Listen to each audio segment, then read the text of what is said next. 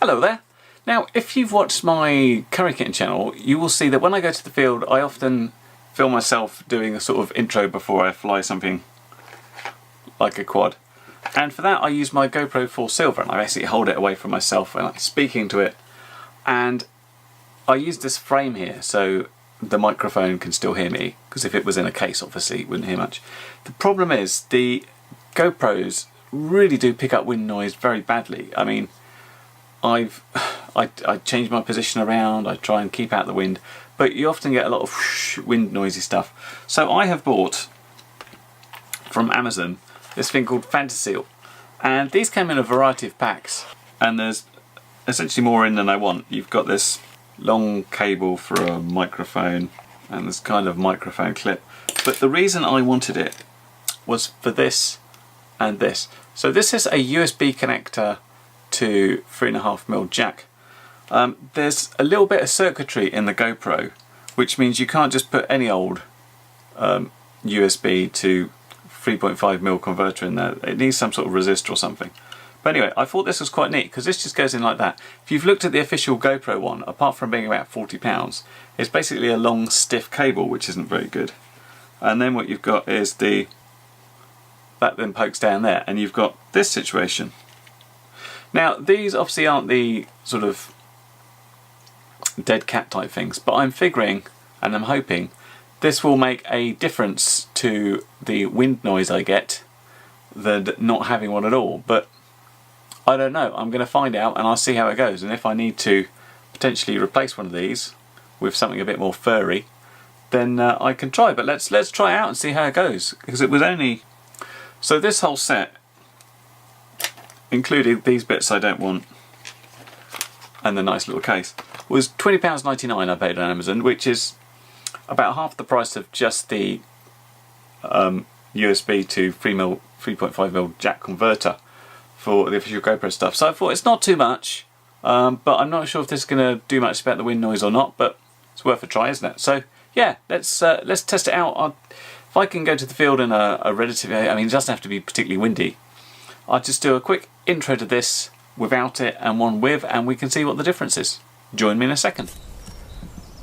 I'm here in the field just doing some filming on some quads.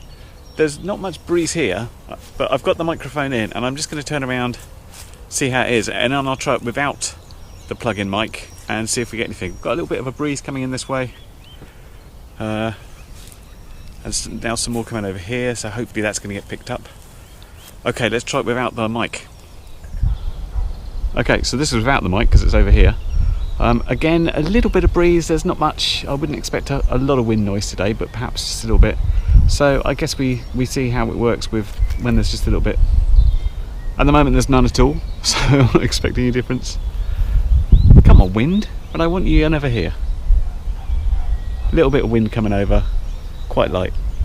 But yeah, we'll see how that sounds, see if there's any noises. Okay, wind is blowing quite strong this direction, and it's just gone off again. But yeah, there it goes. Quite strong wind. So let's see how this one turns out. I would imagine this should be whooshing on a regular thing. Whenever you want some breeze, it never comes along. Here's some.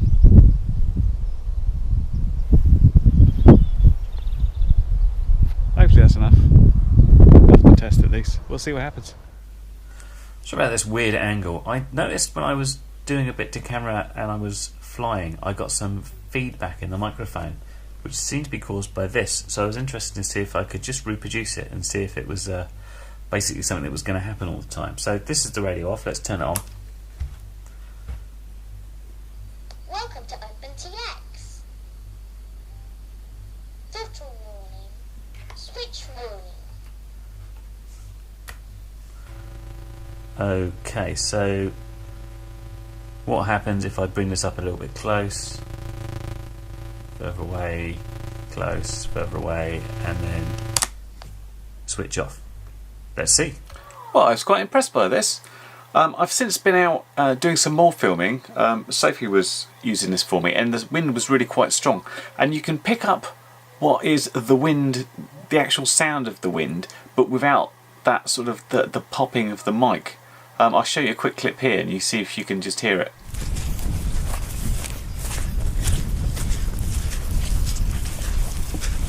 And as far as wind noise goes, that's acceptable to me and far improved from what it was doing before. You heard in that quite moderate wind, I actually thought there wasn't any wind. I was saying, come on wind, you could hear it whooshing and wiping out the GoPro speaker.